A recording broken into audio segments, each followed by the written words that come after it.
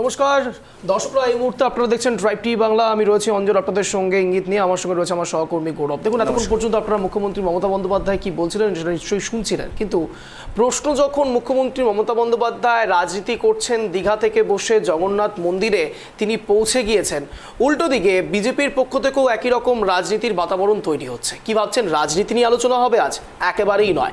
আজ ইঙ্গিতে আবহাওয়া নিয়ে আলোচনা হবে। রাজনীতির পারদ যেমন চড়চড়িয়ে চড়ছে, ঠিক সে জায়গায় আমাদের রাজ্যে, আমাদের দেশে বিভিন্ন প্রান্তে আবহাওয়ার ক্রমাগত পরিবর্তন অনেকগুলো দিকে বার্তা দিচ্ছে। আর ঠিক সে কারণের জন্যই আজ বিকেলের প্রাইম টাইমে ইঙ্গিতে আবহাওয়া নিয়ে আমরা বিস্তারিত আলোচনা করব। তার কারণ আবহাওয়ায় ক্রমাগত পরিবর্তন সাধারণ মানুষকে ভাবাচ্ছে। যে কোনো সময় গরম, যে কোনো সময় বর্ষা, যে কোনো সময় ঠান্ডা। কেন হচ্ছে, কোন জেলার ঠিক কী পরিণতি, কোন জায়গা থেকে কোন সমস্যা হচ্ছে, যার জন্য গ্রাউন্ড জিরো রিপোর্ট থেকে আপনাদের তুলে ধরার চেষ্টা করব, যার জেরে আমাদের প্রত্যেককে গরমের অনুভব করতে হচ্ছে মাঝে মাঝেই, এবং তার সঙ্গে সঙ্গে নিম্নচাপ, এবং সবচেয়ে উল্লেখযোগ্য বিষয় হলো সম্প্রতি ঘটে যাওয়া ঘাটাল মাস্টার প্ল্যান নিয়ে বিতর্ক, এবং সেই বিতর্কের মাঝে ক্রমাগত বন্যা পরিস্থিতির মতো অবস্থা তৈরি হচ্ছে। সাধারণ মানুষ রীতিমতো নাভিশ্বাস তুলছেন। গৌরব, একদমই চাই। দেখো, প্রতিদিন তো আমরা রাজনীতি বিভিন্ন রকম ইস্যু নিয়ে আলোচনা করি, কিন্তু আজকের টপিক, আজকের বিষয়, আজকের ইঙ্গিত কিন্তু একেবারেই আলাদা। যেমনটা অঞ্জন আপনাদের সামনে বললো, একেবারেই আবহাওয়া, ওয়েদার, অর্থাৎ আবহাওয়া তো খামখেয়ালিপনা ইতিমধ্যে শুরু হয়ে গিয়েছে। কোথাও বর্ষা, কোথাও আবার হালকা মাঝারি বৃষ্টিপাত, কোথাও আবার একেবারেই চঞ্চনা রোদ। তার জন্য কিন্তু চাঁদপাতা রোডে রীতিমতো হাঁসফাঁস অবস্থা সাধারণ মানুষের। উত্তরের বেশ কিছু জেলায়, মূলত বলা যেতে পারে উত্তর দিনাজপুর, দক্ষিণ দিনাজপুর, মালদাহ, একযোগে দার্জিলিং, কালিম্পং, আলিপুরদুয়ার, এই সমস্ত এলাকার উত্তরে, অর্থাৎ পার্বত্য এলাকার উত্তরে যেরকম এক প্রকার বলা যেতে পারে একেবারে এমন গরম আবহাওয়া তৈরি হয়েছিল কিছুদিন আগে, যেখানে কিন্তু সেখানে এসি এবং ফ্যান পর্যন্ত চালাতে হয়েছিল পার্বত্য অঞ্চলে। আর সেরকম এই যে খামখেয়ালিপনা রীতিমতো কিন্তু শুরু হয়েছে গোটা রাজ্য জুড়ে, এবং মূলত মৌসুমি বায়ু কিন্তু একটা মনসুন ব্রেকও করেছিল। কিন্তু মনসুন ব্রেকের পরেও কিন্তু মূলত বলা যেতে পারে বর্ষা আগেই এসে গিয়েছে। আর যদিও এখনও পর্যন্ত ঘাটালের ছবি রেখেছি আপনাদের সামনে, ঘাটাল, বাঁকুড়া একযোগে কিন্তু মূলত বেশ কিছু এলাকা জলমগ্ন পরিস্থিতি তৈরি হয়েছে মূলত এই আবহাওয়ার জন্যই। এবং বঙ্গোপসাগরে যে নিম্নচাপ তৈরি হয়েছিল, নিম্নচাপের সীমা বা শক্তি কিন্তু ধীরে ধীরে কিন্তু হারাচ্ছে শক্তি, অর্থাৎ সেই নিম্নচাপের শক্তি ধীরে ধীরে ক্রমাগত হারিয়ে যাচ্ছে, যার ফলে কিন্তু বৃষ্টিপাতের পরিমাণ একটু কমতে শুরু করেছে। যদিও এখনও পর্যন্ত যেটা জানা যাচ্ছে যে কোথাও কোথাও হালকা থেকে মাঝারি বৃষ্টিপাতের সম্ভাবনা জারি করা হয়েছে, কিন্তু মূলত এই যে একটা আবহাওয়ার খামখেয়ালিপনা, যা নিয়ে কিন্তু মূলত একটা সমস্যায় ভুগছেন, অর্থাৎ কোথাও সাধারণ মানুষের একটা কোথাও একটা শারীরিকভাবে দেখতে গেলে কোথাও একটা শারীরিকভাবে সুস্থতার সঙ্গে থাকতে পারছেন না অঞ্জন, কেননা এই কখনো ঠান্ডা কখনো গরম, তুমি যেমনটা বলছো, আর যার জন্যই মানুষকে কিন্তু অসুবিধায় পড়তে হচ্ছে। আর এই সমস্ত থেকেই মূলত বলা যেতে পারে এই ঠান্ডা, কখনো গরম, কখনো ওয়েদারের এমন মূলত ব্রেকডাউন। আর সেখানেই মূলত আপনারা কীভাবে থাকতে পারেন এবং আপনাদেরকে কী সচেতন থাকা দরকার, যার জন্য মূলত এই আবহাওয়ার সঙ্গে পাল্লা দিয়েও আপনারাও সমাজে থাকতে পারেন, এমনটা কিন্তু বার্তা দেওয়ার চেষ্টা করবো আগামী 1 ঘন্টা আপনাদের সামনে অঞ্চল। একেবারে তাই। একেবারে কোচবিহার থেকে শুরু করে কাকদ্বীপ পর্যন্ত আবহাওয়ার কিভাবে বিপুল পরিবর্তন হচ্ছে। আপনারা হয়তো অনেকেই দক্ষিণবঙ্গ থেকে উত্তরবঙ্গে ঘুরতে আসেন শুধুমাত্র পর্যটন কেন্দ্রের জন্য, কিন্তু প্রশ্ন হচ্ছে উত্তরবঙ্গের মানুষও কিভাবে হাঁসফাঁস করছে। উল্টো দিকে উত্তরবঙ্গ ছেড়ে একেবারে দক্ষিণবঙ্গের দিকে যদি আমরা যাই, তাহলেও বা সাধারণ মানুষ গরমে কিভাবে হাঁসফাঁস করছে, কেন করছে, তার বিস্তারিত একেবারে শেকড় অবধি যাওয়ার চেষ্টা করব। আমরা প্রত্যেক প্রতিনিধির সঙ্গে আজ জেলাভিত্তিক কথা বলবো, ঠিক কী কারণে এই পরিস্থিতি, এবং সবচেয়ে উল্লেখযোগ্যভাবে যেটা হয়তো আমরা প্রত্যেকের থেকে আশা করছি একটি উত্তর পাবো। তার কারণ আপনারা প্রত্যেকে জানেন, এই মুহূর্তে দাঁড়িয়ে গরম নিয়ে যদি আমরা কথা বলি, যদি উত্তপ্ত অবস্থার কথা আমরা বলি, তাহলে তার সবচেয়ে মূল কারণ হয়ে দাঁড়াচ্ছে গ্লোবাল ওয়ার্মিং বা বিশ্ব উষ্ণায়ন। আর ঠিক সেই বিশ্ব উষ্ণায়নের জন্য ক্রমাগত গরম বাড়ছে, উত্তপ্ত হচ্ছে পরিস্থিতি, এবং ঠিক সে জায়গায় অনেকেই বাড়িতে এসি ব্যবহার করছেন, বাতানুকূল পরিবেশে থাকার চেষ্টা করছেন, কিন্তু বাইরের পরিবেশ ক্রমাগত গরম হচ্ছে। এবং ঠিক এ জায়গায় বৃক্ষরোপণ কর্মসূচি কিংবা বৃক্ষরোপণের মতো জায়গায় রাজনীতির নেতারা ঠিক আদৌ ভাবছে কতটা পরিবেশ নিয়ে সচেতন রয়েছে সাধারণ মানুষ, রাজনীতির লোকেরা, সেটাই হচ্ছে সবথেকে বড় প্রশ্ন। আমি সরাসরি একেবারে কোচবিহার থেকে শুরু করব, অর্থাৎ নর্থ বেঙ্গল থেকে শুরু করব, উত্তরবঙ্গ থেকে গৌরব। আমরা প্রথমেই আমাদের প্রতিনিধি অংশুমান রয়েছে উত্তরবঙ্গ থেকে। অংশুমান, আজ আমরা সরাসরি একটু অন্যরকম ভিন্ন ধরনের কিছু করছি প্রাইম টাইমে ইঙ্গিতে, তার কারণ রেগুলারের এই রাজনীতির কচকচানি থেকে বাইরে বেরিয়ে পরিবেশ সচেতনতা অত্যন্ত দরকারি। সাধারণ মানুষ পরিবেশের প্রতি কতটা সচেতন হবেন সেই বিষয়ে মেসেজ দেওয়া, বার্তা দেওয়া ইঙ্গিতের আজ মূল এজেন্ডা। আর ঠিক এই জায়গা থেকে অংশুমান একটা বিষয় একটু জানার চেষ্টা করব। ক্রমাগত আমরা দেখতে পাচ্ছি নর্থ বেঙ্গলের দিকে এই আবহাওয়ার একটা বিপুল পরিবর্তন দেখা যাচ্ছে বিগত 2-3 বছর ধরে, এবং এবারের অবস্থা তো আরও একটু অন্যরকম। ঠিক এ জায়গা থেকে তোমার ঠিক কি ছবি তুমি ওখানে দেখতে পাচ্ছ, একেবারে গ্রাউন্ড জিরো রিপোর্টটা জানার চেষ্টা করবো সাধারণ মানুষের উদ্দেশ্যে। অংশুমান, দেখো, আমি গোটা উত্তরবঙ্গের আবহাওয়ার যে পরিবর্তন সেটা একে একে করে বলি, কিন্তু উত্তরবঙ্গের আবহাওয়ার কথা যদি বলতে হয় তাহলে সবার প্রথমে বলতে হয় কিন্তু পার্বত্য অঞ্চলের কথা, অর্থাৎ দার্জিলিং, গ্যাংটক, কালিম্পং, কার্শিয়াং বা মিরিকের কথা। আমরা দেখেছি যে এই যে প্রবল গরম এই সময়টা যে জুন জুলাই মাসে লোকজন কিন্তু দেশের বিভিন্ন প্রান্তের থেকে গরমের হাত থেকে বাঁচার জন্যে শৈলশহর দার্জিলিংয়ে আসতো, কিন্তু দার্জিলিংয়ে এসে যেই উদ্দেশ্যে নিয়ে তারা আসতো, অর্থাৎ সেখানে ঠান্ডাটা উপভোগ করতে, সেই ঠান্ডার একমাত্র দেখা নেই কিন্তু গোটা দার্জিলিং বা গোটা পার্বত্য অঞ্চলে। দার্জিলিংয়ের তাপমাত্রা যদি বলি, যে দার্জিলিংয়ের তাপমাত্রা আজকেও যেমন আছে, আজকেও আছে হচ্ছে 27 ডিগ্রি সর্বোচ্চ এবং 22 ডিগ্রি সর্বনিম্ন। অর্থাৎ দার্জিলিং শহর বা গ্যাংটক শহর যদি কোথাও ঘুরে দেখা যায় যে কারো গায়ে কিন্তু কোনো সোয়েটার বা গরমের পোশাক কিন্তু চোখে পড়ে না। এবং যেসব পর্যটকরা এসছেন, যাদের ঘুরে বেড়াচ্ছেন, তাদের সঙ্গে কথা বলেছিলাম, তারা কিন্তু প্রত্যেকেই বলেছে, তারা তাদের হতাশা প্রকাশ করেছে যে গরম হাত থেকে বাঁচার জন্য, ঠান্ডা উপভোগ করার জন্য তারা পাহাড়ে ঘুরতে এসছেন, কিন্তু তারা সম্পূর্ণভাবে হতাশ যে এই যে আবহাওয়ার যে পরিবর্তন, এইভাবে যে পরিবর্তন হবে তারা কিন্তু স্বপ্নেও ভাবতে হবে না। আমি কয়েকদিন আগেই একটা ছবি আমাদের চ্যানেলেই দেখিয়েছিলাম, যেটা হচ্ছে যে কাঞ্চনজঙ্ঘা, যেই কাঞ্চনজঙ্ঘা দেখতে দেশ বিদেশের পর্যটকরা আসে, সেই কাঞ্চনজঙ্ঘার কিন্তু কালো পাথর বেরিয়ে গেছে। অর্থাৎ যে গ্লোবাল ওয়ার্মিংয়ের যে কথাটা বারবার করে উঠে আসছে, তার ফলে কিন্তু বরফগুলো গলে গেছে, বরফগুলো গলে যাওয়ার পরেই কিন্তু আস্তে আস্তে সেই গরম। একই সঙ্গে বলি, এই যে কাঞ্চনজঙ্ঘাটা বরফগুলো যে গলে যায়, গলে যাওয়ার পর সেই জলাচল, অর্থাৎ যেটা লাচেন এবং লাচেনচু দুটো নদী মিলিয়ে এসে তিস্তা নদী সৃষ্টি হয়েছে, তিস্তার জলস্ফীতিও কিন্তু তার একটি কারণ। তবে বিগত কয়েকদিন ক্রমাগত বৃষ্টিপাতের ফলে এখানকার তাপমাত্রা অনেকটাই কমেছিল, কিন্তু গতকালকের থেকে সেই বৃষ্টিপাতটা বন্ধ হয়ে যাওয়ায় তাপমাত্রা সামান্য বাড়লেও কিন্তু একটা চাপা গরম কিন্তু রয়ে গেছে। এবার যদি সমতলের দিকে দেখি, যে কুচবিহার সবথেকে প্রথম, যে আসাম সংলগ্ন যে জেলা, যে কুচবিহার, সেই কুচবিহারে কিন্তু একই রকম তাপমাত্রা, যে কুচবিহারে কিন্তু 34 ডিগ্রি থেকে 26 ডিগ্রির মধ্যে ঘোরাফেরা করছে তাপমাত্রা। অর্থাৎ শুধু কুচবিহার কেন, কুচবিহার, আলিপুর বা জলপাইগুড়ি জেলা, এটা কিন্তু সব জায়গায় কিন্তু একই অবস্থা, একই ধরনের গরম। তবে গরম প্রাদুর্ভাব প্রচণ্ড বেড়েছে, মানুষের মধ্যে একটু হাসপাস একটা অবস্থা দেখা দিচ্ছে, এবং বিভিন্ন জায়গায় এসি বা ফ্যানের ব্যবহার তো আছেই। সব থেকে উল্লেখযোগ্য যে দার্জিলিং শহরে এই বছর, এই ঠিক এই জায়গা থেকে আমার একটা কথা খুব বলতে ইচ্ছে করছে, তার কারণ সাধারণ দর্শকদের মধ্যে অনেকেই হয়তো দেখে থাকবেন যে খুব সম্প্রতি এই বিষয়গুলো আরো বেশি করে সামনে আসছে, তা হলো গাছ কাটা, অতিরিক্ত পরিমাণে গাছ কাটা। অংশুমান, আমি শুধু একটা বিষয় একটু ডেটা জানতে চাইবো, যে এই মুহূর্তে দাঁড়িয়ে 2025 সালে দাঁড়িয়ে অন্তত বিগত 5 মাসের মধ্যে তুমি কি এই সময়টা আমাদের দিতে পারবে অন্তত দর্শকদের জন্য, যে তোমার এলাকাতে অন্তত, আমি যেই বিষয়গুলো এখনো আপডেট পাচ্ছি, যে হলো কোচবিহার, জলপাইগুড়ি, দার্জিলিং, কালিম্পং, এই জায়গাগুলোর মধ্যে বিস্তীর্ণ জায়গাতে কতগুলো করে গাছ ক্রমাগত প্রতি মাসে সম্ভাব্য কাটা হয়?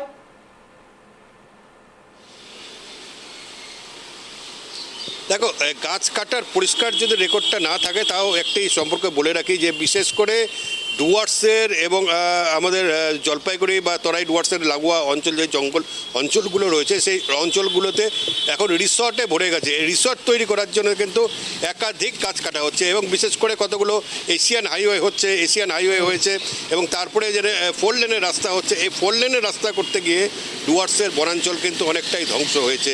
যদিও পাহাড়ে সেই তুলনায় সংখ্যাটা খুবই কম, পাহাড়ের গাছ কিন্তু খুব কম কাটা হয়েছে, এর একের পর এক গাছ কাটা হচ্ছে। এবং শিলিগুড়ি সংলগ্ন যে লাগোয়া জঙ্গলগুলি অঞ্চলগুলো আছে, সেখানে প্রচুর গাছ ছিল, সেখানেও কিন্তু বেআইনিভাবে গজিয়ে ওঠা রিসোর্টের রমরমা কারবার, এই রমরমা কারবার করতে গিয়ে তারা কিন্তু বনাঞ্চলকে ধ্বংস করেছে। এই কথা কিন্তু পরিষ্কার, যে যদি ধরা যায় যে বিগত 4-5 বছরের মধ্যে বনাঞ্চলের এই যে সম্পর্ক তরাই বা ডুয়ার্সের বনাঞ্চলের প্রায় 20% বনাঞ্চল কিন্তু কেটে ফেলা হয়েছে, যার ফলে কিন্তু যে গাছের ছাওয়া বা গাছের হাওয়া আমাদের যেটা গরমটাকে অনেকটা কমিয়ে রাখতো, বৃষ্টিপাত নামাতে সাহায্য করতো, সেটা কিন্তু অনেকটাই কমে গেছে। এইভাবে যদি গাছ কাটা চলতে থাকে এবং সেই জায়গায় নতুন করে বৃক্ষরোপণ যদি না হয়, তাহলে কিন্তু একটা বড় বিপর্যয় সম্ভাবনা থেকেই যাচ্ছে। অর্থাৎ করে যেইভাবে গরম বাড়ছে, আগামী দিনে কিন্তু ভবিষ্যতে আরও গরম বাড়বে। বনাঞ্চলে যে গাছগুলো কাটা হচ্ছে, বনাঞ্চলের একাধিকভাবে বেআইনিভাবে প্রচুর সংখ্যক সেখানে আবাসন তৈরি হয়েছে, যদিও সেখানে বিভিন্ন মামলাও হয়েছে, কিন্তু তা সত্ত্বেও সেই যে আবাসনগুলো তৈরি করতে কিন্তু প্রচুর সংখ্যক গাছকে কাটতে হয়েছে। যদিও তারা বলেছিল নতুন করে গাছ লাগাবে, কিন্তু সেই গাছ কিন্তু আদৌ লাগানো হয়নি। এই চিত্র কিন্তু সর্বত্র। যে পরিবেশ দিবস আসে, পরিবেশ দিবস হিসাবে আসলে তখন কিন্তু সমাজের বিশিষ্টরা তারা কিন্তু দেখানোর জন্যে বৃক্ষরোপণ কর্মসূচি পালন করে, কিন্তু বৃক্ষরোপণটা হয়ে গেল, হয়ে যাওয়ার পরে সেই বৃক্ষটাকে আদৌ কি জল টল দিয়ে সুস্থতা করে বাঁচিয়ে তোলা যায়, সেই বৃক্ষটা কিন্তু আদৌ বড় হয়েছে কিনা সেই সম্পর্কে কিন্তু তারা কেউ কোনো খোঁজ নিতে আসে না। কিছু সমাজসেবী সংগঠন আছে, কিছু ওয়েলফেয়ার অর্গানাইজেশন, তারা কিন্তু বেশ প্রত্যেক বছরে কিছু কিছু করে গাছ লাগায় এবং সেই গাছগুলো বাঁচানোর দায়িত্ব তারা নেয়। কিন্তু পরিবেশ দিবস উপলক্ষে যেসব গাছ লাগানো হয় তার 95% গাছও কিন্তু একটাও বাঁচে না, একটাও থাকে না, সেই খোঁজও কেউ নিতে আসে না। কাজে সুতরাং যদি অর্থাৎ এই একবার উত্তরবঙ্গে শুধু গাছ লাগিয়ে দেওয়ার পরে সেই গাছের যে পর্যালোচনা, সেই বিষয়ে কেউ কোনো রকম আলোকপাত করতে আসে না, এটাই তো? একদমই তাই, যে গাছগুলো লাগিয়ে যাচ্ছে, লাগিয়ে যাওয়ার পর সেটা গরু ছাগলে খেয়ে যাচ্ছে বা গাছের খাঁচাটা সরে পড়ে যাচ্ছে এবং সেই গাছটা নষ্ট হয়ে যাচ্ছে, সেই বিষয়ে কিন্তু কেউ কোনোদিন খোঁজ না করে। শুধু পরিবেশপ্রেমী যেসব সংগঠনগুলো আছে তারাও কিছু লাগায়, কিন্তু তাদের অর্থবল সীমিত, তাদের ক্ষমতা সীমিত। তারা যেই কয়টা পারক গাছ লাগায় সেই কয়টা গাছ কিন্তু তারা বাঁচিয়ে তোলার চেষ্টা করে। আর তাছাড়া যেভাবে কংক্রিটের জঙ্গল হয়ে উঠছে ধীরে ধীরে সমস্ত উত্তরবঙ্গ বড় বড় শহর, যেমন শিলিগুড়ি যদি বলি, জলপাইগুড়ি, কুচবিহার, আলিপুর, সর্বত্র, সেক্ষেত্রে শহরের মধ্যে যেসব গাছগুলো রয়েছে সেখানে পিচ হয়ে যাচ্ছে, কংক্রিট হয়ে যাওয়ার পরে গাছের যে মাটি ধরে রাখার যে ক্ষমতা সেটা অনেকটা হারাচ্ছে। সেই গাছগুলো কিন্তু দিনকে দিন পড়ে যাচ্ছে। এই ছবি কিন্তু বিগত 10 দিনের মধ্যে আমরা শিলিগুড়িতে দেখেছি 3টে গাছ পড়ে গেছে শিলিগুড়ি শহরের মধ্যে, এবং কুচবিহারে 1টি গাছ পড়ে গেছে। একের পর এইভাবে যদি পরিবেশকে আমরাই ধ্বংস করছি এবং সমাজের সাধারণ মানুষ যদি পরিবেশটাকে বাঁচাতে না আসে, তাহলে কিন্তু যে পৃথিবী যে উষ্ণায়নের দিকে যাচ্ছে সেই উষ্ণায়ন কিন্তু ভয়ঙ্কর আকার নেবে এবং সমস্ত জায়গায়, উত্তরবঙ্গে কেন গোটা বাংলা, গোটা বিশ্ব কিন্তু ধীরে ধীরে খুব খারাপ পরিস্থিতি হবে। সাধারণ মানুষের একটা সময় আসবে।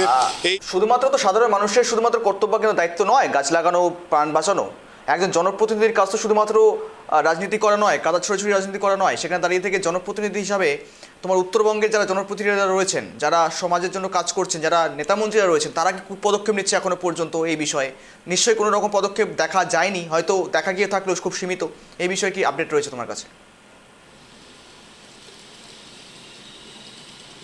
দেখো, এই যে বৃক্ষরোপণের যে কর্মসূচি, এটা বন দপ্তর থেকে প্রত্যেক বছরই নেওয়া হয়, প্রত্যেক বছরই বিভিন্ন জায়গায় নেওয়া হয়, সেটা তো বনাঞ্চলের জায়গায়। কিন্তু শহর বা শহরের লাগোয়া যেই সব অঞ্চলে গাছগুলো যেখানে লাগানোর কথা, তারা এই সমস্ত ব্যাপারে কিন্তু শুধু মুখের বুলিটাই যথেষ্ট যে আমরা এতগুলো গাছ লাগিয়েছি, গাছের পর্যবেক্ষণ ঠিক মতন করা হয় না, গাছগুলো মরে যায়। এর জন্যে পরিষ্কার সবাইকে সচেতন হতে হবে এবং বিভিন্ন যে রাজনৈতিক নেতারা আছে বা সমাজের বিশিষ্ট মানুষেরা আছে তাদেরকে কিন্তু বোঝাতে হবে গাছগুলো শুধু লাগালেই হবে না, গাছগুলোকে বাঁচাতে হবে। এর কাজ কিন্তু এগিয়ে আসতে হবে সমাজের প্রত্যেকটা স্তরের মানুষকে, তাহলেই গাছগুলো বাঁচানো সম্ভব এবং মানুষ কিন্তু তাহলেই গরমের হাত থেকে অনেকটা বাঁচতে পারবে।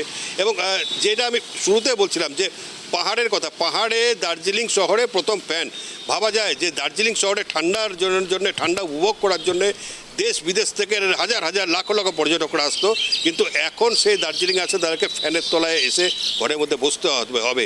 যদিও মেলের একদম অংশমান ইঙ্গিত থেকে যাচ্ছে মূলত সাধারণ মানুষ থেকে শুরু করে জনপ্রতিনিধিরা কোন পথে আগাবে ভবিষ্যতে। ধন্যবাদ তোমাকে সঙ্গে থাকার জন্য, বিস্তারিত দেওয়ার জন্য অঞ্জন।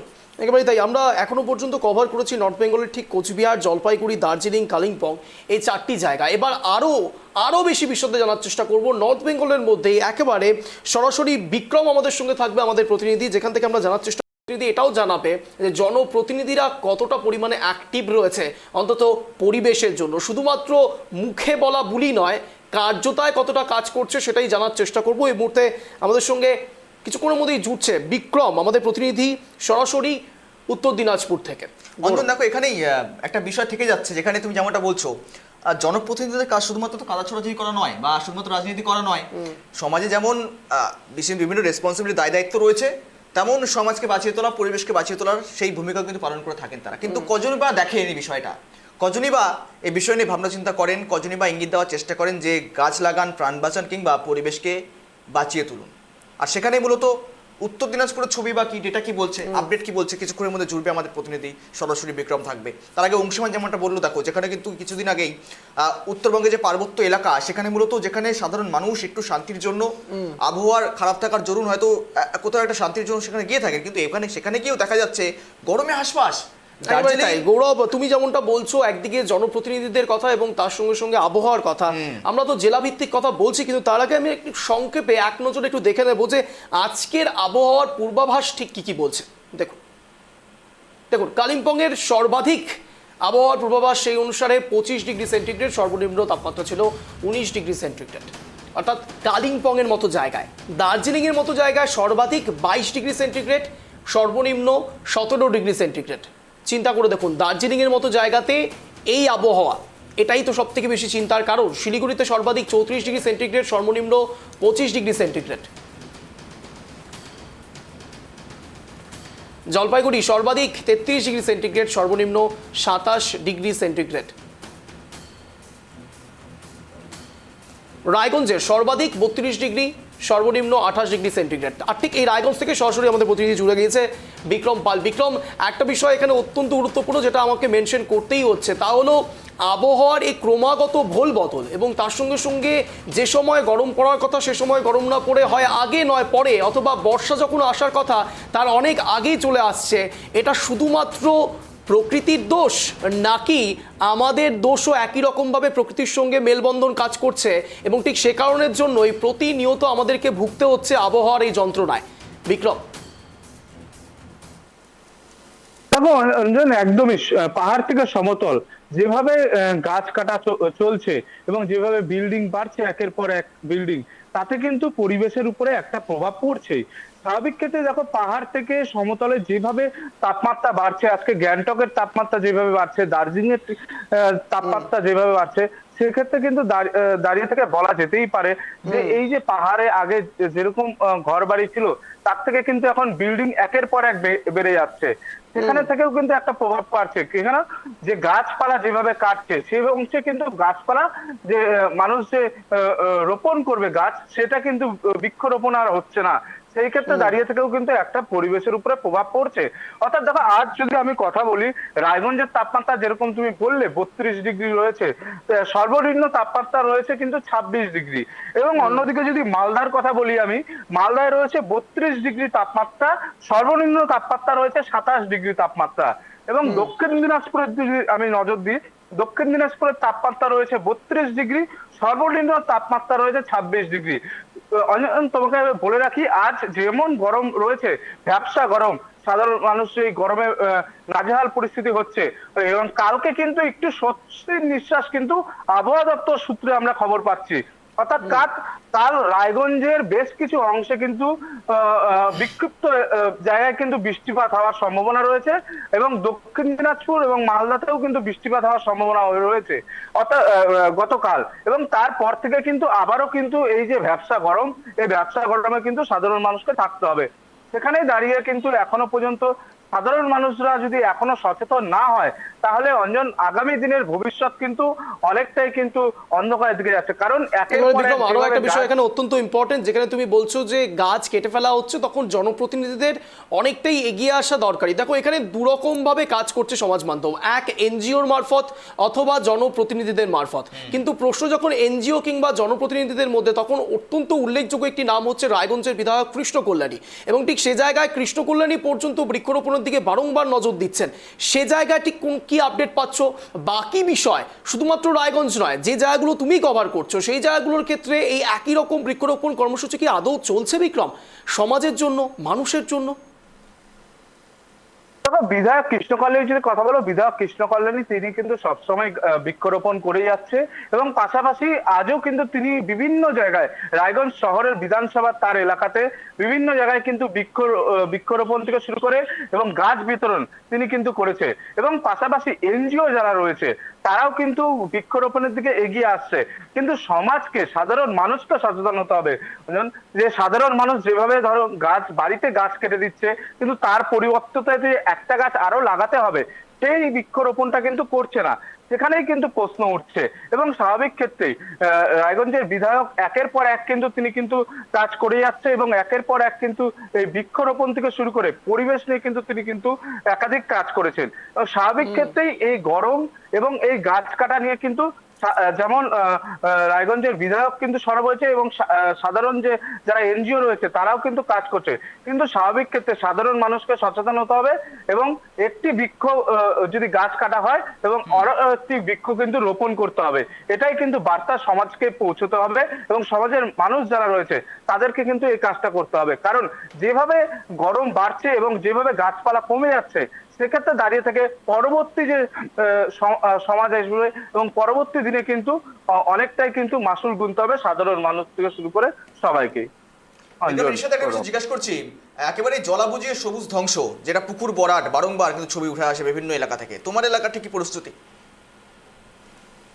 দেখো, একদমই তুমি যদি পুকুর ভরাটের কথা বলো, একাধিকবার কিন্তু আমরা এই খবর দেখিয়েছি, এবং একাধিকবার প্রশাসনের তরফ থেকেও কিন্তু বারংবার কিন্তু অভিযান চালানো হয়েছে। তবে স্বাভাবিক ক্ষেত্রে দাঁড়িয়ে থেকে এই যে পুকুর ভরাট একের পর এক স্বাভাবিক ক্ষেত্রেই হচ্ছে, সেখানেও কিন্তু একটা কিন্তু সমাজের কিন্তু প্রভাব পড়ছে। কারণ যে হাওয়া তুমি বলো শহরের মধ্যে আমরা জানি যে একের পর এক বিল্ডিং, সেখানে হাওয়া কিন্তু অনেকটাই কম। কিন্তু শহরের মাঝখানে যে সমস্ত পুকুরগুলি থাকে, সেখান থেকে কিন্তু অনেকটাই তারা বাতাস কিন্তু সেখান থেকে আসে, এবং সেখানে দাঁড়িয়ে থেকে কিন্তু একের পর এক কিন্তু অনেক পুকুরই রায়গঞ্জ শহরে প্রায় ভরাটের মতো হয়ে গেছে ভরাট। কিন্তু স্বাভাবিক ক্ষেত্রেই এই ভরাট নিয়ে কিন্তু প্রশাসন এবং জেলা প্রশাসন সবাই কিন্তু তৎপর রয়েছে।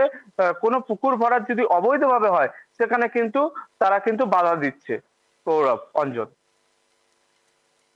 ধন্যবাদ বিক্রম, সঙ্গে থাকার জন্য। আপনারা শুনতে পেলেন, একেবারে আমরা নর্থ দিনাজপুর থেকে শুরু করে কোচবিহার থেকে শুরু করে প্রত্যেকটি বিষয়ের দিকে আমরা নজর রাখছি। কোচবিহার থেকে কাকদ্বীপ পর্যন্ত যত দ্রুত সম্ভব আপনাদেরকে আবহাওয়া এবং আবহাওয়ার সঙ্গে সমাজের ঠিক কী এফেক্ট পড়ছে, প্রভাব পড়ছে, এবং জনপ্রতিনিধিদের ঠিক কী ভূমিকা সেটা বোঝানোর চেষ্টা করব। এই মুহূর্তে যে ছবিটা আপনারা দেখতে পাচ্ছেন, বহরমপুরের সর্বাধিক 34 ডিগ্রি সেন্টিগ্রেড, রামপুরহাটের সর্বাধিক 34 ডিগ্রি সেন্টিগ্রেড, সর্বনিম্ন তাপমাত্রা 27 ডিগ্রি সেন্টিগ্রেড, আসানসোলের সর্বাধিক তাপমাত্রা 32 ডিগ্রি সেন্টিগ্রেড, সর্বনিম্ন 17 ডিগ্রি সেন্টিগ্রেড, কৃষ্ণনগরের সর্বাধিক 32 ডিগ্রি সেন্টিগ্রেড, সর্বনিম্ন 28 ডিগ্রি সেন্টিগ্রেড, বারাসাত সর্বাধিক 30.8 ডিগ্রি সেন্টিগ্রেড, সর্বনিম্ন 20.2 ডিগ্রি সেন্টিগ্রেড, কলকাতায় ইতিমধ্যেই সর্বাধিক 32 ডিগ্রি, সর্বনিম্ন 28 ডিগ্রি সেন্টিগ্রেড আপনাদের সামনে রাখছি। কিন্তু এই মুহূর্তে আমরা আবারও যেদিকে নজর রাখবো, এক হচ্ছে নদিয়া, কৃষ্ণনগর এবং রানাঘাটের দিকে। গৌরব, নদিয়া, কৃষ্ণনগর, রানাঘাটের দিকে যেমন আমাদের নজর থাকবে, ঠিক একই রকমভাবে অত্যন্ত গুরুত্বপূর্ণভাবে শুভ চক্রবর্তী আমাদের সঙ্গে কিছুক্ষণের মধ্যে থাকবে। পশ্চিম মেদিনীপুর, ঝাড়গ্রাম, মেদিনীপুর, খড়গপুর, ঘাটাল এবং ঝাড়গ্রাম, যার মধ্যে সবথেকে উল্লেখযোগ্য হলো মেদিনীপুর এবং ঘাটাল।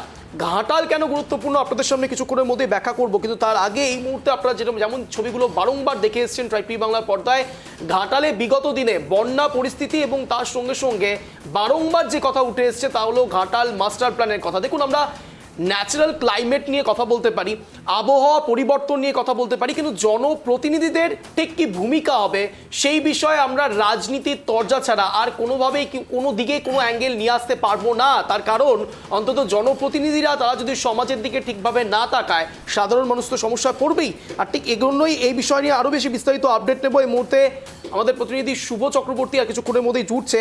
পশ্চিম মেদিনীপুরের ছবিটা আপনাদের সামনে রাখবো। ঝাড়গ্রাম, আপনারা মূলত জানেন যে জায়গা মূলত সবুজে ভরা, সৌন্দর্যায়নের দিক থেকে যদি আমরা ধরি, সে জায়গা অত্যন্ত গুরুত্বপূর্ণ। আর ঠিক সে জায়গা যেখানে সুজলা সফলা বলা হয়, সবুজের যেখানে আশ্রণ থাকে, সেই সবুজও ধীরে ধীরে আমাদের কাছে আপডেট রয়েছে, ক্রমাগত গাছ কাটা হচ্ছে, সেই দিকেও আমাদের নজর থাকবে। আর সেখানে কিন্তু অঞ্জন প্রশ্ন উঠছে, ঝাড়গ্রামের মতন জেলায়, ঝাড়গ্রামের মতন এলাকায়, সেখানে কিন্তু দিনের পর দিন বনাঞ্চল ধ্বংস করা হচ্ছে, বেআইনিভাবে গাছ কেটে ফেলা হচ্ছে, পাচার করা হচ্ছে কাঠ, এবং যার জন্যই শুধুমাত্র গাছ কেটে শুধুমাত্র পরিবেশ ধ্বংস নয়, এক প্রকার বলা যেতে পারে বন্য প্রাণীরা তারাও কিন্তু তাদের আশ্রয়স্থল হারিয়ে ফেলছেন, হারাচ্ছে এক কথায় বলা যেতে পারে। আর ইতিমধ্যে কিন্তু বাংলা থেকে হাতি কিন্তু পাচার হচ্ছে বিহারে পর্যন্ত। এই বিষয়ও কিন্তু কেন, নিশ্চয়ই এই নিরাপদ আশ্রয়স্থল হয়তো খুঁজে পাওয়া যাচ্ছে না তাদের জন্য। এটা অত্যন্ত গুরুত্বপূর্ণ পয়েন্ট গৌরব, যেটা যেমনটা তুমি বললে, আলোকপাত করলে, যে বিশেষ করে পশু যাদের স্থান বনাঞ্চল হওয়া উচিত, আমরা রয়েছি একেবারে স্থলভাগে, আর ঠিক সে জায়গায় যেখানে বনাঞ্চল নেই সেই জায়গাগুলো পর্যন্ত আমরা কেটে সরাসরি নিজেদের বাসস্থান বানিয়ে ফেলছি। একবারও ভাবছি না যে সেখান থেকে কি কি সমস্যা হতে পারে। অন্তত তেলেঙ্গানার ছবি যদি আমাদের মনে পড়ে যায়, ঠিক সেক্ষেত্রে সরাসরি কলেজে হস্টেলের জায়গা, তাদের সেই জায়গাতে বনাঞ্চল রয়েছে, সেই বনাঞ্চলের এরিয়া পর্যন্ত বিঘাকে বিঘা জমির সেখানে গাছ কেটে দেওয়া হয়েছে শুধুমাত্র কমপ্লেক্স তৈরি হবে বলে।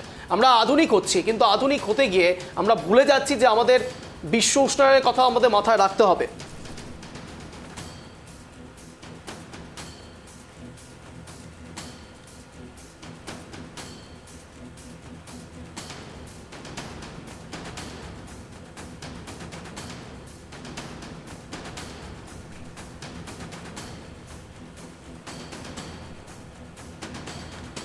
একই সঙ্গে আবহাওয়ার পূর্বাভাস আপনারা দেখতে পাচ্ছেন, রামপুরহাটে সর্বাধিক 34 ডিগ্রি, সর্বনিম্ন 27 ডিগ্রি সেন্টিগ্রেড, আসানসোলে সর্বাধিক 32 ডিগ্রি সেন্টিগ্রেড, সর্বনিম্ন 27 ডিগ্রি সেন্টিগ্রেড, কৃষ্ণনগর সর্বাধিক 32 ডিগ্রি সেন্টিগ্রেড, সর্বনিম্ন 28 ডিগ্রি সেন্টিগ্রেড।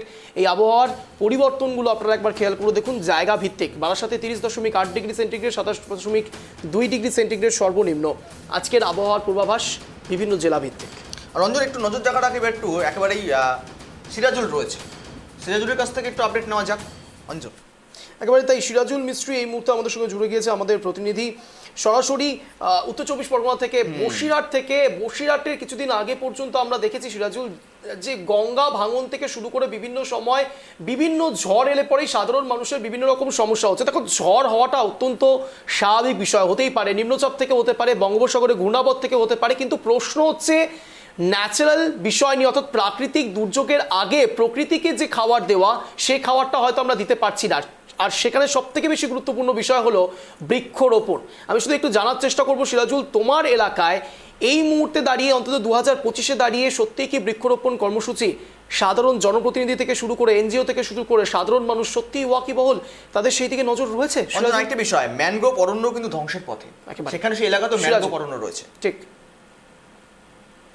হ্যাঁ দেখো অঞ্জন বা গৌরব, যেটা তোমাদেরকে জানিয়ে রাখবো, উত্তর চব্বিশ পরগনা বসিরহাট মহকুমার অত্যন্ত সুন্দরবন থেকে সুন্দরবনের সীমান্ত থেকে সুন্দরবন বিস্তীর্ণ এলাকা জুড়ে, যেখানে বসিরহাট মহকুমা জুড়ে নদীমাতৃক এলাকার যে সমস্ত জায়গাগুলো, সেই সমস্ত জায়গাগুলো কিন্তু কিছু ম্যানগ্রোভের চারা, অর্থাৎ ম্যানগ্রোভের চারা কিন্তু নদীমাতৃক এলাকাগুলোতে লাগানো হচ্ছে, এবং কিছু কিছু যে সমস্ত সমাজকর্মী আছে এবং সংস্থা আছে তারা থেকে কিন্তু লাগাচ্ছে। এবং কিছু কিছু সময় দেখা যাচ্ছে মাঝে মধ্যে যারা শাসক দলের যারা নেতা কর্মী আছে তারাও মাঝে মধ্যে লাগাচ্ছে। কিন্তু প্রশ্ন হচ্ছে, দেখো, প্রাকৃতিক দুর্যোগ যেটা, যে সময় গরমটা পড়ার কথা সেই সময় কিন্তু গরম হচ্ছে না, বা যে সময় বর্ষাটা হওয়ার কথা সে সময় কিন্তু বর্ষা হচ্ছে না।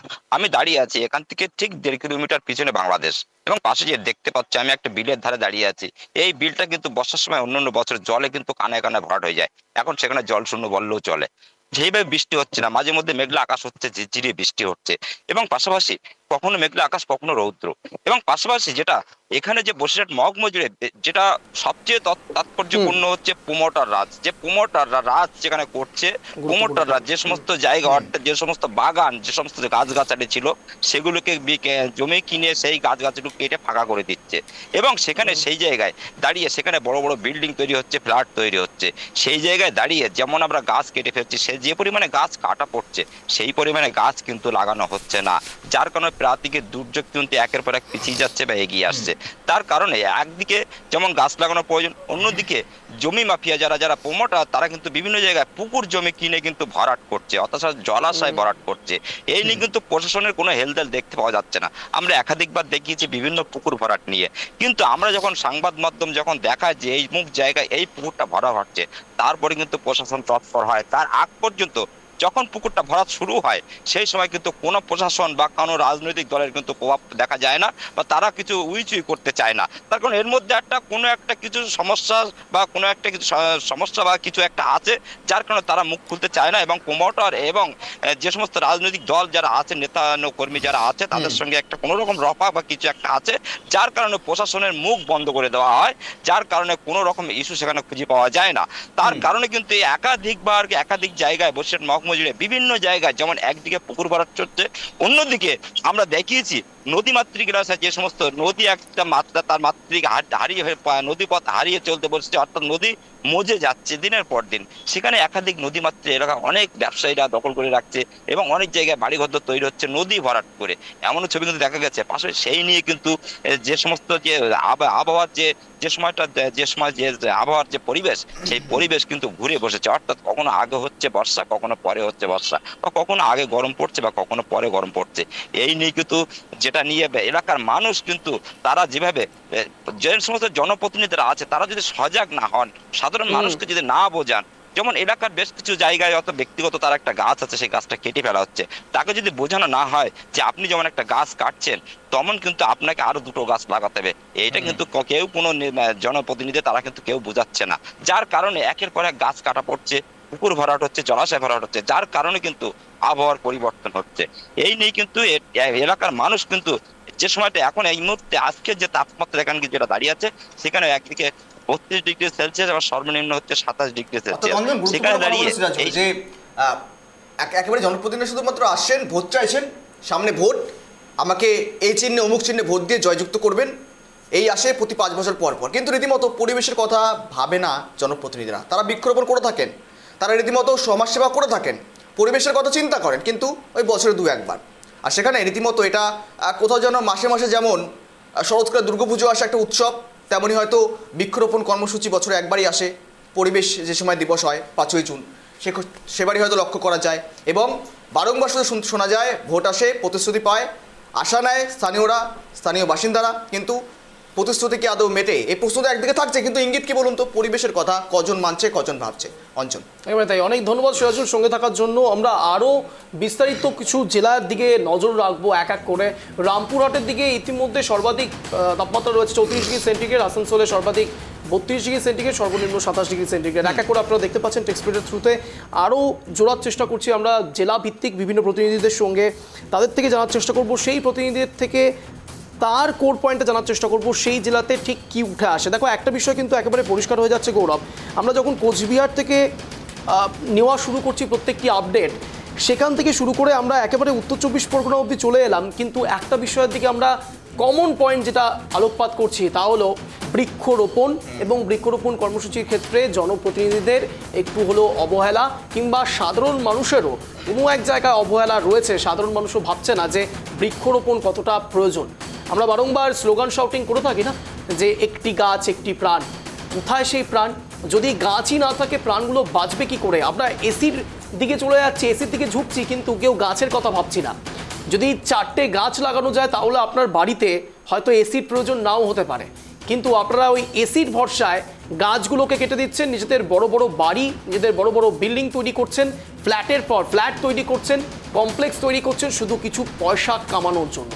খুব সত্যি কথা, কিছু প্রমোটার যেই দিকে আলোকপাত করলেন সিরাজুল মিস্ত্রি আমাদের প্রতিনিধি বসিরহাট থেকে, প্রমোটাররা প্রমোটিং করছেন শুধুমাত্র টাকার জন্য, কিন্তু বৃক্ষরোপণ কেউ করছেন না। ফ্ল্যাট বাড়ি তৈরি করছেন, আধুনিক হচ্ছে সমাজ, বড় বড় রাস্তা তৈরি হচ্ছে, সড়কপথ তৈরি হচ্ছে, কিন্তু যেই সড়কপথগুলো ভাঙা সেই সড়কপথগুলোর দিকে কারোর কোনো নজর নেই।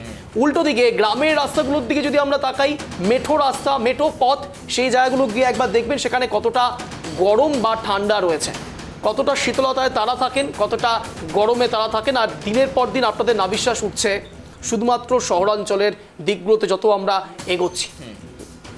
একবারে অঞ্জন, দেখো ইতিমধ্যে আমরা আপডেট নেওয়া যাক দক্ষিণ 24 পরগনা, বকখালি, কাকদ্বীপ, এই সমস্ত এলাকাগুলো অত্যন্ত একেবারে উপকূলবর্তী এলাকা, এবং সেখানে রীতিমতো বারংবার একই রকম ছবি দেখা যায়। বর্ষা আসে, মূলত উপকূলবর্তী এলাকায় উত্তাল হয়, তারপর মূলত বাড়িঘর ডুবে যায়। ছবি কিন্তু এখনো পর্যন্ত স্পষ্ট, কিছুদিন আগেই এমন ছবি দেখেছিলাম। আর ঠিক আপডেটটা কি রয়েছে আর পরিবেশ কি বলছে, অর্থাৎ পরিবেশের প্রতি কজন একেবারে ভাবনা চিন্তা করছেন জনপ্রতিনিধিরা বিশেষ করে, এই সমস্ত বিষয়ে আপডেট নেওয়া যাক। সঙ্গে রয়েছে গোপাল। গোপাল, একেবারেই দেখো আজকে যে ইঙ্গিত দেওয়ার চেষ্টা করছি আমরা, পরিবেশ ভাবনা চিন্তা সবাই করে, পরিবেশ রক্ষার্থের কথা সবাই মনে করেন, চিন্তা করেন, বৃক্ষরোপণ করেন, বৃক্ষ প্রদান করেন, কিন্তু রীতিমতো ওই বছর বছর হয়তো বছরে 2-1 বার আসার মতন ব্যাপার, কিন্তু রীতিমতো কজন জনপ্রতিনিধি সঠিকভাবে এই বিষয়টিকে মূলত ইঙ্গিতে রাখছেন, নজরে রাখছেন, এবং মানুষকে কত বার্তা দেওয়ার চেষ্টা করছেন যে পরিবেশ বাঁচান, আপনিও বাঁচবেন? গোপাল।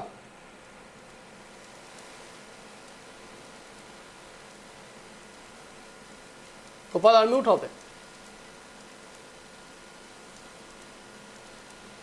অঞ্জন আবার জোগাড় চেষ্টা করবে, ইতিমধ্যেই গোপালের সঙ্গে গোপালের আওয়াজ সঠিকভাবে আসছে না, নেটওয়ার্ক প্রবলেম।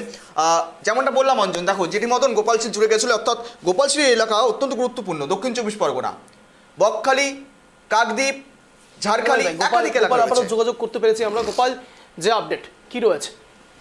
হ্যাঁ, দেখো তোমাকে বলে রাখি, দক্ষিণ 24 পরগনার আবহাওয়ার কথা বলতে গেলে তোমাকে মনে করিয়ে দেবো, আগামী 7 দিন ঝোড়ো হাওয়ার সঙ্গে বৃষ্টি বইবে। আবহাওয়া দপ্তর সূত্রে জানিয়েছে আগামীকাল রথ রয়েছে, আগামীকাল শনিবার থেকে প্রবল পরিমাণে বৃষ্টি হবে। বৃষ্টির কথা বলতে গেলে আগামীকাল অর্থাৎ শুক্রবার থেকে তুমি বলছো? শুক্রবার থেকে শনিবার। আজকে যদিও ঝিরঝিরে বৃষ্টি সর্বত্র চলছে, হালকা ঝোড়ো হাওয়া। তবে দক্ষিণ 24 পরগনার গাঙ্গেয় সুন্দরবন এলাকা, তুই যদি বলো বকখালি, ফ্রেজারগঞ্জ, নামখানা, গঙ্গাসাগর, ক্যানিং, গোসাবা, বাসন্তী, পাথর প্রতিভা, রায়দিঘি, এরা কিন্তু সব সময় কিন্তু আঁটো ভাবে শিউরে ওঠে। মেঘ দেখলেই কিন্তু তাদের মনে হয় এই বুঝি হয়তো বৃষ্টি এলো, উপকূল ভেঙে গেল, নদী বাঁধ ভেঙে এলাকা প্লাবিত হলো। এই পরিস্থিতির মধ্যে এলাকার মানুষের যেটা আতঙ্ক, নদীর ধারে বাস, দুঃখ বারো মাস, সেই যে চিরন্তন বাণী, তার পেছনে তাড়া করতে করতে হাঁপিয়ে উঠছে এই এলাকার মানুষ। আর তুমি যে কথা একটু আগেই বলছিলে, পরিবেশবিদরা কি চিন্তা করছে, মুখ্যমন্ত্রী মমতা বন্দ্যোপাধ্যায় কিন্তু গত 3 বছর আগে থেকে বলেছিল গাঙ্গে পরিবেশ রক্ষার জন্য সুন্দরবন এলাকার বিভিন্ন প্রান্তে প্রচুর পরিমাণে ম্যানগ্রোভ লাগানো হবে, গাছ লাগানো হবে। গাছ লাগানো হয়েছে। তার গাছ লাগাতে গিয়ে কোথাও অসাধু মানুষেরও আমরা দেখতে পেয়েছি। আমরা খবর ব্রেক করেছিলাম, দেখা গেছে গাছের ডাল ভেঙে নদীর চরে পুঁতে দিয়ে বলছে ম্যানগ্রোভ লাগা হয়েছে, ছবি তুলে দিয়ে টাকা নেবার ধান্দা। এই পরিস্থিতির মধ্যে পড়ে কতটা সৎ আর কতটা অসৎ মানুষ রয়েছে সুন্দরবন এলাকায়। বুঝতে পারছি, কোনো এক জায়গায় জনপ্রতিনিধি থেকে শুরু করে কিছু অসাধু ব্যক্তি, তারা নিজের আখের গোছানোর জন্য পরিবেশকে পর্যন্ত বলি দিচ্ছে, যেটা কিছুদিন আগে অবধিও আমরা ব্রেক করেছি। অনেক ধন্যবাদ গোপাল সঙ্গে থাকার জন্য। আমরা রুদ্র আপডেট নিয়ে নেব, একেবারে সরাসরি চলে যাব শুভ চক্রবর্তীর কাছে। এই মুহূর্তে শুভ চক্রবর্তী রয়েছে আমাদের সঙ্গে। পশ্চিম মেদিনীপুর, ঝাড়গ্রাম, মেদিনীপুর, খড়গপুর, ঘাটাল এবং ঝাড়গ্রাম নিয়ে আমরা আপডেটটা নেওয়ার চেষ্টা করব।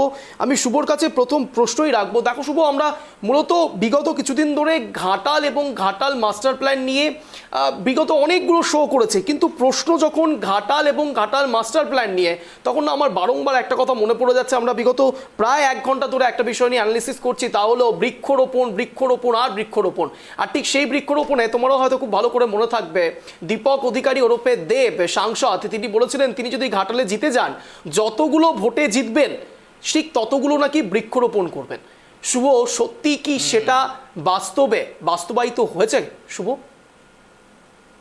দেখো অঞ্জন, একদম তুমি যে বিষয়টা নিয়ে যে আলোচনা করছো বা যে বিষয়টা বললে, সেটা সত্যি খুব একদম বাস্তবিক বিষয়। কিন্তু দুঃখের বিষয় হলো, প্রতিশ্রুতি সকলেই দেন। বিশ্ব পরিবেশ দিবসে মোবাইলে ছবি তোলা এবং ফেসবুকে স্ট্যাটাস দেওয়ার জন্য বহু মানুষকে দেখা যায় বৃক্ষরোপণ করতে। তার কয়েকদিন পর সেই গাছের কি অবস্থা রইলো সেটা খোঁজ কেউই নেন না, অধিকাংশ মানুষই নেন না। আর এইখানেই সমস্যা তৈরি হয়। বৃক্ষছেদন যেমন ভীষণ ভাবে চলছে, তার সাথে পাল্লা দিয়ে বৃক্ষরোপণটাও খুব প্রয়োজন। সেই প্রয়োজনটা যখন শুধুমাত্র এই সোশ্যাল মিডিয়া স্ট্যাটাস আপডেটের মধ্যেই সীমাবদ্ধ থাকে, তখনই দেখতে হয় পরিবেশের যে বিরূপ চিত্র, সেই চিত্রটা দেখে আসতে হয়। এবং যে প্রাসঙ্গিক বিষয়টা তুমি ধরলে, যে যা ঘাটালের বর্তমান সাংসদ, তিনি একদম নির্বাচনের সময়ই বলেছিলেন তিনি যখন যদি জেতেন, তিনি যত ভোটে জিতবেন সেই পরিমাণ তিনি গাছ লাগাবেন। বাস্তবিক হয়েছেও তাই। প্রথম একটি পর্যায়ে এসে তিনি কিছু গাছ লাগিয়েছেন, তারপরে সেই বাকি প্রতিশ্রুতির মতোই অনেকটাই প্রায় ফিকে হয়ে গিয়েছে। অর্থাৎ গেছিল বোধহয় শুভ, তাই তো?